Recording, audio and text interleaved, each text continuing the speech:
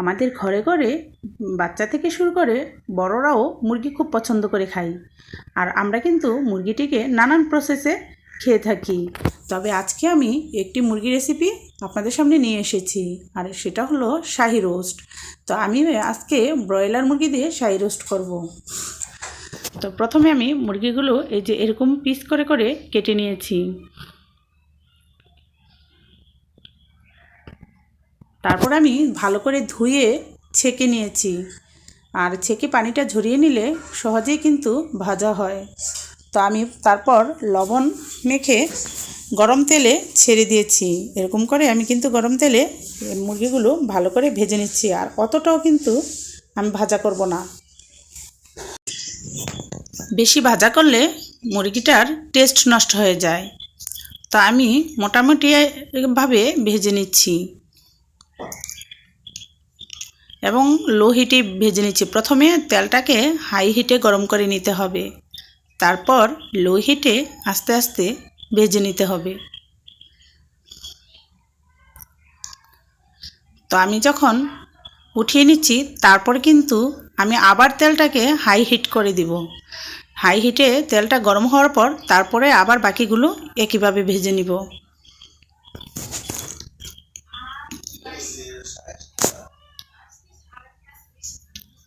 তো তারপর আমি কিন্তু এই যে দেখুন আবার এই গরম তেলে দিয়ে দিয়েছি।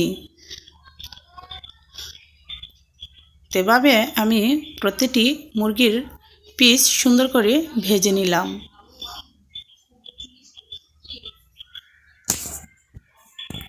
তো যখন ভাজা শেষ হয়ে গিয়েছে তারপর আমি ওই তেলের মধ্যেই দিয়ে দিলাম কয়েকটি তেজপাতা, আর দিয়ে দিলাম দারচিনি, এলাচ।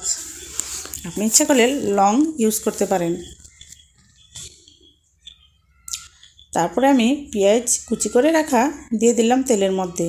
আর পেঁয়াজটা দেখেছেন স্ক্রিনে যে আমি কতটা কুচি করেছি।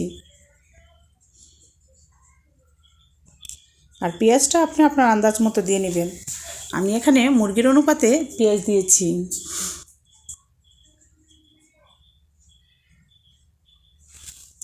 তো পেঁয়াজটা দেখুন আমি কিন্তু একদম বাদামি করে ভেজে নিয়েছি। তারপর আমি এতে দিয়ে দিলাম বাদাম বাটা, আর বাদাম বাটা আমি এখানে 1 টেবিল চামচ দিয়েছি। আর বাকি আমি ব্লেন্ডারটা ধুয়ে এর মধ্যে দিয়ে দিয়েছি। আর দিয়ে দিলাম 1 টেবিল চামচ রসুন বাটা এবং 1 টেবিল চামচ আদা বাটা দিয়ে আমি কিন্তু নেড়ে চেড়ে নিচ্ছি ভালো করে।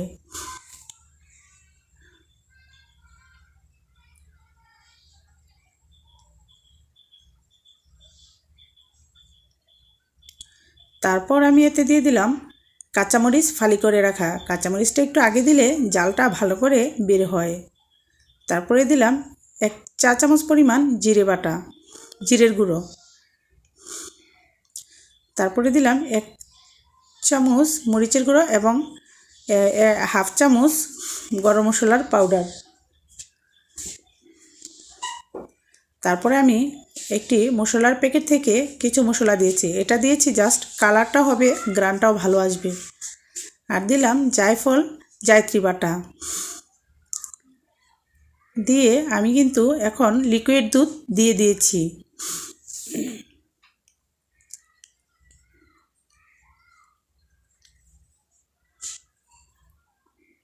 লিকুইড দুধ দিয়ে ভালো করে নেড়েচেড়ে কষিয়ে নিচ্ছি।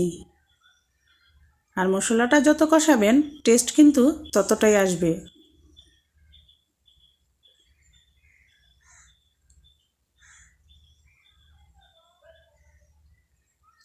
আর দিয়ে দিলাম এখন স্বাদ মতো লবণ।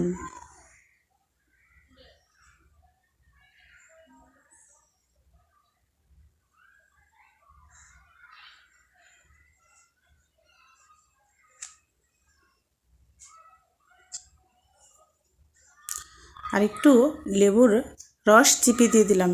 এটা ফ্লেভার বাড়বে আর এটা টেস্টও বাড়াবে।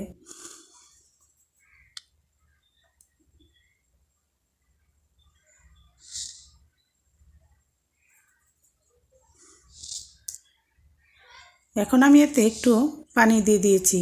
পানি দিয়ে মুরগিগুলো দিয়ে দিলাম।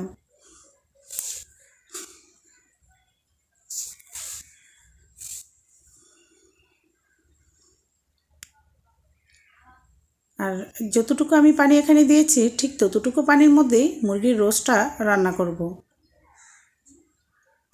আর আলতো হাতে মাঝে মাঝে নেড়ে চেড়ে দিতে হবে, না হলে নিচে দিয়ে লেগে যাওয়ার সম্ভাবনা থাকে। এখন আমি নিয়েছি কিছু গুঁড়ো দুধ। গুঁড়ো দুধটা লিকুইড করে তারপর আমি দিয়ে দিলাম রোস্টের ওপরে।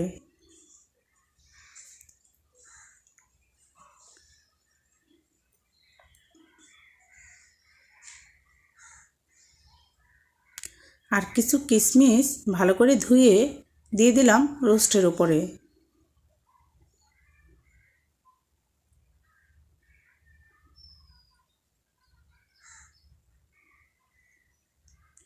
দিয়ে আমি আলতো হাতে ভালো করে নেড়েচেড়ে ঢেকে দিলাম। তো এখন একটু পর পর ঢাকনা উঠিয়ে আমি নেড়েচেড়ে দিচ্ছি এবং খুবই সাবধানতার সাথে, যাতে রোস্টগুলো ভেঙে না যায়।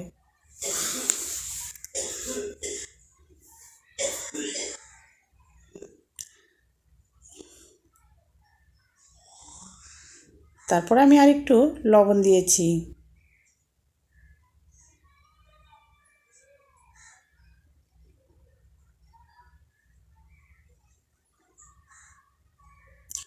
তো ভিউয়ার্স, দেখুন হয়ে গিয়েছে আমার দারুণ স্বাদের শাহী রোস্ট।